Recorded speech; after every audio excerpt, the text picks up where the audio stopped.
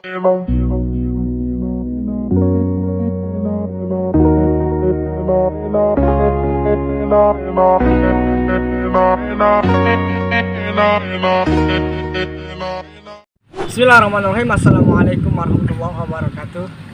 Innal hamdalillah nahmaduhu wa nasta'inuhu wa nastaghfiruh wa na'udzubillahi min syururi anfusina wa min sayyiati a'malina may yahdihillahu fala mudhillalah wa may yudhlilhu fala hadiyalah. Asyhadu an la ilaha illallah asyhadu anna Muhammadan abduhu wa rasuluh la nabiyya ba'da. Raditu billahi islami dina wa rabbah wa bil Muhammadin sallallahu alaihi wasallam ya nabiyya wa rasulah. Allahumma shalli ala Muhammad, Allahumma shalli ala sayyidina Muhammad. Pada kesempatan ini kami dari kelompok 4 akan mempresentasikan hasil diskusi kami tentang filsafat, epistemologi, dan filsafat aksiologi. Jadi langsung saja pembahasan pertama mengenai pengertian filsafat epistemologi. Jadi filsafat berasal dari bahasa Yunani, epistemologi berasal dari bahasa Yunani, yaitu episteme atau pengetahuan yang benar, pengetahuan ilmiah, dan logo berarti teori. Dengan demikian, secara epistemologis dapat diartikan sebagai teori ilmu pengetahuan sebagai cabang filsafat yang berkaitan dengan asal, sifat, karakter, dan jenis bahasan pengetahuan manusia. Jadi, pengertian epistemologi menurut para ahli yaitu pertama menurut Abdur Munir Mulkam, yang dimana Abdur Munir Mulkam mengatakan bahwa epistemologi adalah segala macam bentuk aktivitas dan pemikiran manusia yang selalu mempertanyakan dari mana asal manusia, dari mana asal muasal ilmu pengetahuan itu diperoleh. Kedua menurut Mujamil Qomar. Adapun menurut Mujamil Qomar itu adalah filsafat epistemologi itu adalah bagian ilmu filsafat yang secara khusus mempelajari dan menentukan arah dan kodrat pengetahuan.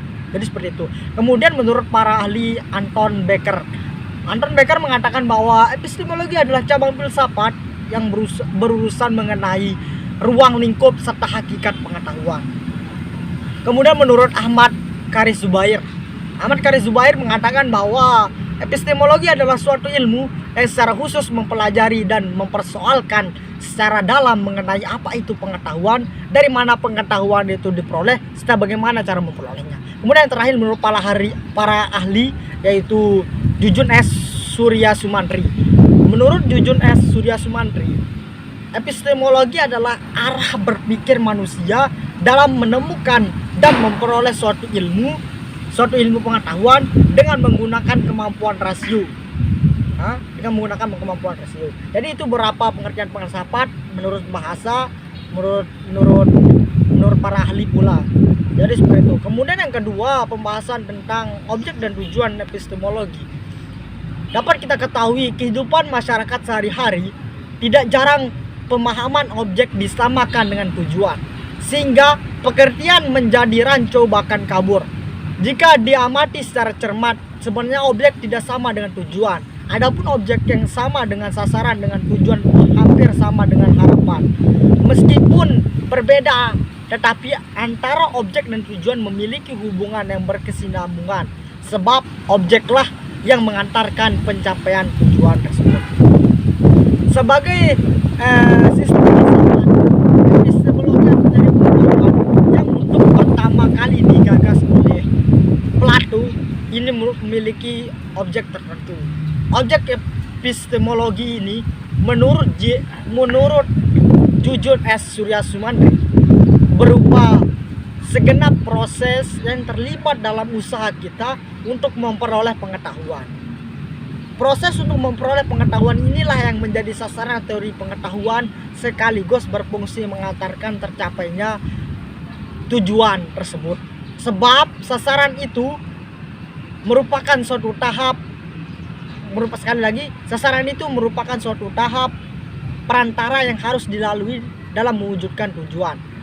Tanpa suatu sasaran mustahil tujuan ini bisa terrealisir. Sebagaimana tanpa suatu tujuan, maka sasaran menjadi tidak terarah sama sekali.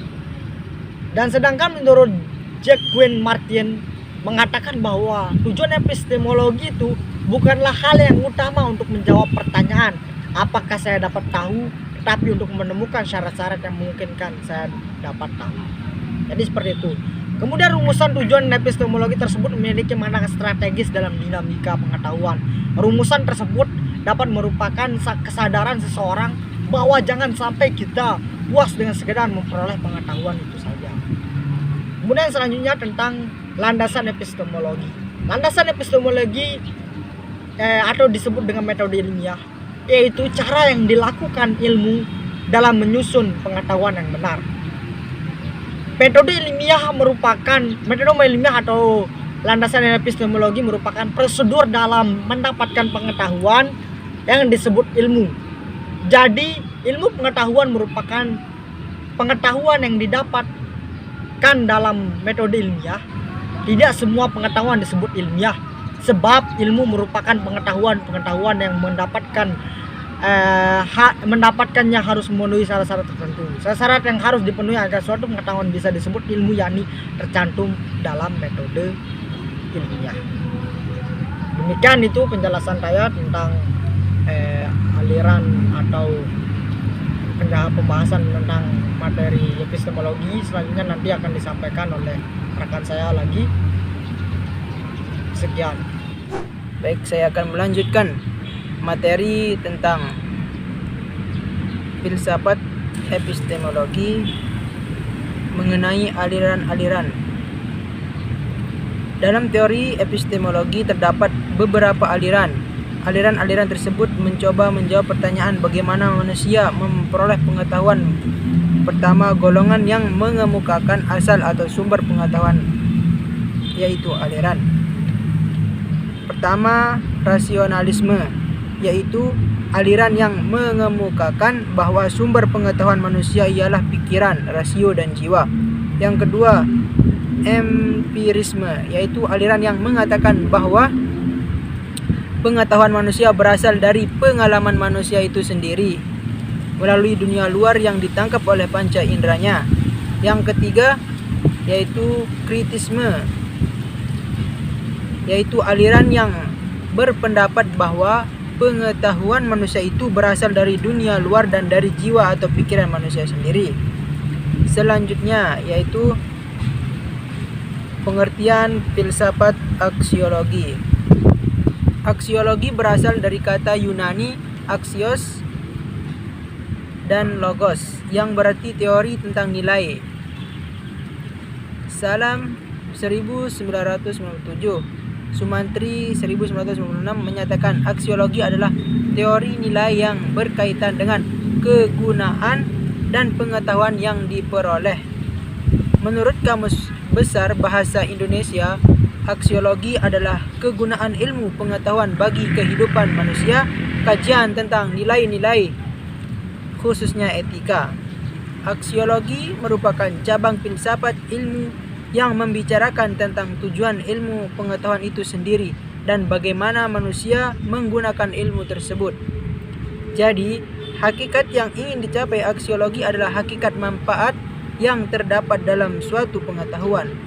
Objek kajian aksiologi adalah menyangkut masalah nilai kegunaan ilmu, karena ilmu harus disesuaikan dengan nilai-nilai budaya dan moral sehingga nilai kegunaan ilmu itu dapat dirasakan oleh masyarakat. Aksiologi juga disebut teori tentang nilai yang menaruh perhatian, baik dan buruk, benar dan salah, serta tata cara dan tujuan. Pengertian selanjutnya yaitu pengertian aksiologi menurut para ahli.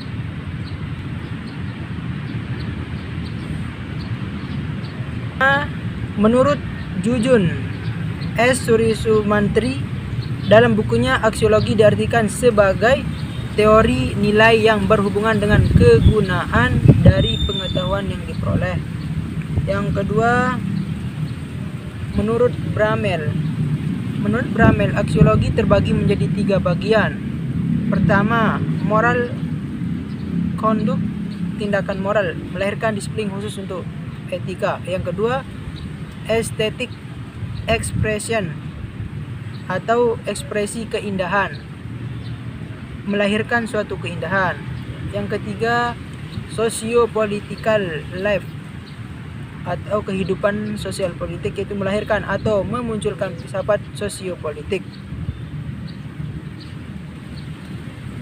Cuma itu, sekian. Saya akan melanjutkan. Adapun aspek-aspek dalam aksiologi. Dalam aksiologi ada dua komponen atau aspek, yaitu etika. Istilah etika berasal dari bahasa Yunani, yaitu ethos, yang berarti adat kebiasaan. Dalam istilah lain dinamakan moral, yang berasal dari bahasa Latin, yaitu mores, kata jamak dari mos yang berarti adat kebiasaan. Etika adalah cabang filsafat aksiologi yang membahas masalah-masalah moral, perilaku, norma, dan adat istiadat yang berlaku pada komunitas tertentu. Yang kedua yaitu estetika. Estetika merupakan bidang studi manusia yang mempersoalkan tentang nilai keindahan ilmu dapat dimanfaatkan sebagai sarana untuk meningkatkan taraf hidup manusia dan kesejahteraannya. Dengan menitik beratkan pada kodrat dan martabat untuk kepentingan manusia, maka pengetahuan ilmiah yang diperoleh dan disusun dan dipergunakan secara komunal dan universal. Suatu pertanyaan, untuk apa pengetahuan yang berupa ilmu itu dipergunakan? Bagaimana kaitan antara cara penggunaan tersebut dengan kaidah moral? Bagaimana penentuan objek yang ditelaah berdasarkan pilihan-pilihan moral? Bagaimana kaitan atau hubungan antara teknik prosedural yang merupakan operasionalisasi metode ilmiah dengan norma-norma moral profesional? Pertanyaan-pertanyaan di atas merupakan bagian dari makna pengajian aksiologi terhadap hari akhir pencapaian suatu telaah ilmu pengetahuan, dengan tujuan untuk memberikan hasil yang terbaik bagi manfaat yang dapat memberikan kemaslahatan bagi umat manusia. Yang ketiga yaitu kesimpulannya. Kesimpulannya yaitu epistemologi berasal dari bahasa Yunani episteme. Episteme yaitu pengetahuan yang benar, dan logo berarti teori. Dengan demikian, secara epistemologis dapat diartikan sebagai teori ilmu pengetahuan sebagai cabang filsafat yang berkaitan dengan asal, sifat, karakter, dan jenis bahasaan pengetahuan manusia. Epistemologis juga bisa disebut sebagai teori pengetahuan, membahas tentang masalah nilai. Istilah aksiologi berasal dari kata aksio dan logos. Aksio artinya nilai atau sesuatu yang berharga, sedangkan logos artinya yaitu akal. Teori aksiologi artinya teori nilai, penyelidikan mengenai kodrat, kriteria, dan status metafisik. Sekian, terima kasih. Assalamualaikum warahmatullahi wabarakatuh.